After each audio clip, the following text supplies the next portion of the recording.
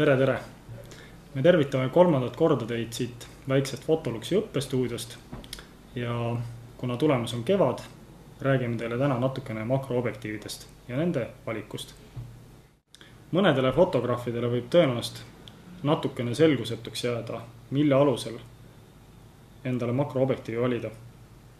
Proovime sellel teemal natuke selgust anda. Kui me võrdleme näiteks kõige lühemat ja kõige pikemat makroobjektiivi, siis nende kõige suurem erinevus on tegelikult nende objektiivide võttenurgas. Kui näiteks kujutate ette, et pildistate põlluservas või lille peal mesilast tööhoos, siis kui te 50 mm selle mesilase ilusti endal fookusse saate, siis tagant kõik see põld jääb ilusti nähtavale, kõik see ilus koldkollane meri. Kui te nüüd teete seda sama võtet 180 mm makroga, siis põhimõtteliselt on teil võttenurk niivõrd väike, et te saate pildile ainult mesilase ja selle üksiku võilille. Aga millistel juhtudel on neid keskmisi vahemikke siis kõige parem kasutada? Mina olen näiteks Canon 5D kasutaja ja minu makroobjektiiviks on Sigma 105 mm makro. Teadupärast, või kui te veel ei tea, on kuskil 100 mm kõige mugavam portree pildistamise vahemik. Ehk siis inimese proportsioonid ja täpselt sellised, nagu inimene on. Minu 105 makro ongi lähtuvalt sellest valitud. Ehk siis minu makroobjektiiv on ka minu kõige parem portreeobjektiiv. Juhul, kui te pildistate nõndanimetatud kropi arvuga kaameratega, oletame, et see on kas Canoni 450D, 50D, 40D või siis Nikoni D80, D90, D200, D300, siis teile soovitaks ma valida Sigma 70 mm makro.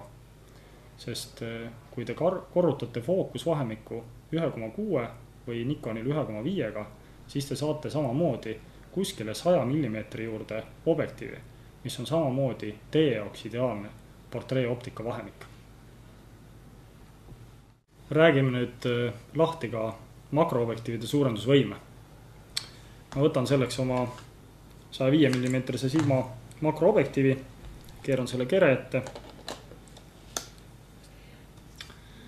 Ja kui see makroobjektiiv nüüd manuaalses asendis täiesti lõppu välja keerata, siis me näeme siin sellist suurendusvõimet nagu 1:1. Mida see 1:1 tähendab? See tähendab seda, et kui te looduses pildistate mõnda väga pisikest putukat, siis te saate seda pildistada elu suuruses, ehk siis täpselt sellisena, nagu see putukas maailmas ringi siblib. Sigma makroobjektiivide komplekti kuulub alati ka varjuk. Keerame selle siia kaamera ette. Ja milleks seda kasutada? Kasutada sellistel juhtudel, kui on väga terav päiksevalgus, et päike ei piiluks teie optikasse, ja kindlasti ka nendel juhtudel, kui sabistab vaikselt vihma, siis ei saa teie esimene filter märjaks. Et igati kasulik lisavahend, mida tasub optikal ees hoida. Ja makrofotograafiast veel nii palju, kui olete endal põlved korralikult mullaseks roomanud, siis tõenäoliselt ühel päeval on teil vajadus ka korraliku statiivi järgi, millega makrot pildistada ja väga põhjalikuks minnes ka makrovälgu järgi. Aga seda meie edaspidistes võtetes. Sellega me tänaseks lõpetame ja julgen väita, et makrofotograafia on fotograafia üks kõige põnevamaid alaliike. Nii et edu teile tillukeste asjade pildistamisel ja kohtumiseni!